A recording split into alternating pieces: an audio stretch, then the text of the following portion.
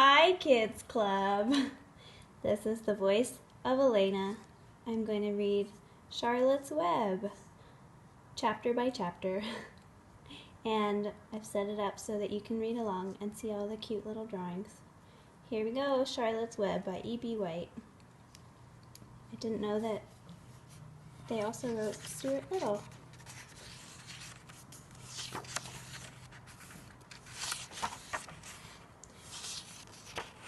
Charlotte's Web. Chapter 1, Before Breakfast. "Where's Papa going with that axe?" said Fern to her mother as they were setting the table for breakfast. "Out to the hog house," replied Mrs. Arable. "Some pigs were born last night." "I don't see why he needs an axe," continued Fern, who was only 8. "Well," said her mother, "one of the pigs is a runt. It's very small and weak, and it will never amount to anything. So your father has decided to do away with it." "Do away with it?" shrieked Fern. "You mean kill it? Just because it's smaller than the others?" Mrs. Arable put a pitcher of cream on the table.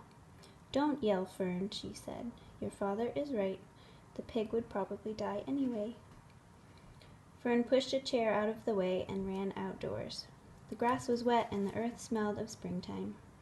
Fern's sneakers were sopping by the time she caught up with her father.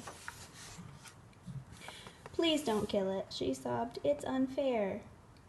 Mr. Arable stopped walking.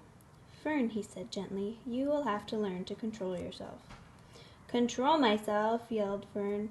"This is a matter of life and death, and you talk about controlling myself." Tears ran down her cheeks, and she took hold of the axe and tried to pull it out of her father's hand. "Fern," said Mr. Arable, "I know more about raising a litter of pigs than you do. A weakling makes trouble. Now run along." "But it's unfair," cried Fern. "The pig couldn't help being born small, could it? If I had been very small at birth, would you have killed me?" Mr. Arable smiled. "Certainly not," he said, looking down at his daughter with love.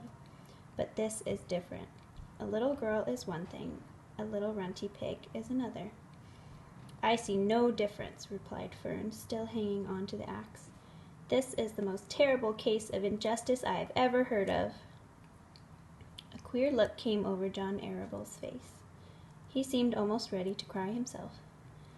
"All right," he said, "you go back to the house, and I will bring the runt when I come in. I'll let you start it on a bottle like a baby. Then you'll see what trouble a pig can be." When Mr. Arable returned to the house half an hour later, he carried a carton under his arm. Fern was upstairs changing her sneakers. The kitchen table was set for breakfast, and the room smelled of coffee, bacon, damp plaster, and wood smoke from the stove. "Put it on her chair," said Mrs. Arable. Mr. Arable set the carton down at Fern's place.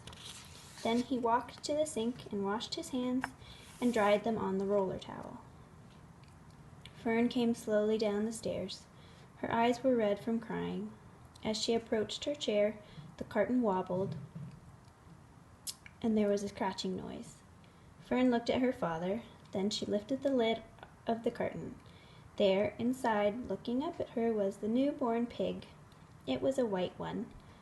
The morning light shone through its ears, turning them pink. "He's yours," said Mr. Arable, "saved from an untimely death, and may the good Lord forgive me for this foolishness." Fern couldn't take her eyes off the tiny pig. "Oh," she whispered, "oh, look at him. He's absolutely perfect." She closed the carton carefully. First she kissed her father, then she kissed her mother. Then she opened the lid again, lifted the pig out, and held it against her cheek. At this moment her brother Avery came into the room. Avery was 10. He was heavily armed, and an air rifle in one hand, a wooden dagger in the other. "What's that?" he demanded. "What's Fern got?" "She's got a guest for breakfast," said Mrs. Arable.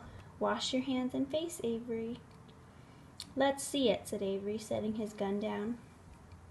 "You call that miserable thing a pig? That's a fine specimen of a pig. It's no bigger than a white rat." "Wash up and eat your breakfast, Avery," said his mother. "The school bus will be along in half an hour." "Can I have a pig too, Pop?" asked Avery. No, I only distribute pigs to early risers, said Mr. Arabelle. Fern was up at daylight trying to rid the world of injustice. As a result, she now has a pig. A small one, to be sure, but nevertheless a pig. It just shows what can happen if a person gets out of bed promptly. Let's eat. But Fern couldn't eat until her pig had had a drink of milk. Mrs. Arabelle found a baby's nursing bottle and a rubber nipple. She poured warm milk into the bottle, fitted the nipple over the top, and handed it to Fern. Give him his breakfast, she said. A minute later, Fern was seated on the floor in the corner of the kitchen with her infant between her knees, teaching it to suck from the bottle. The pig, although tiny, had a good appetite and caught on quickly. The school bus honked from the road. Run, commanded Mrs. Arabelle, taking the pig from Fern and slipping a donut into her hand. Avery grabbed his gun and another donut. The children ran out to the road and climbed into the bus. Fern took no notice of the others in the bus.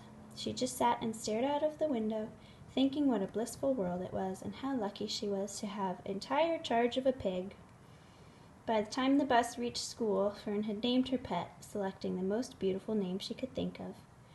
Its name is Wilbur, she whispered to herself. She was still thinking about the pig when the teacher said, Fern, what's the capital of Pennsylvania? Wilbur, replied Fern dreamily. The pupils giggled. Fern blushed.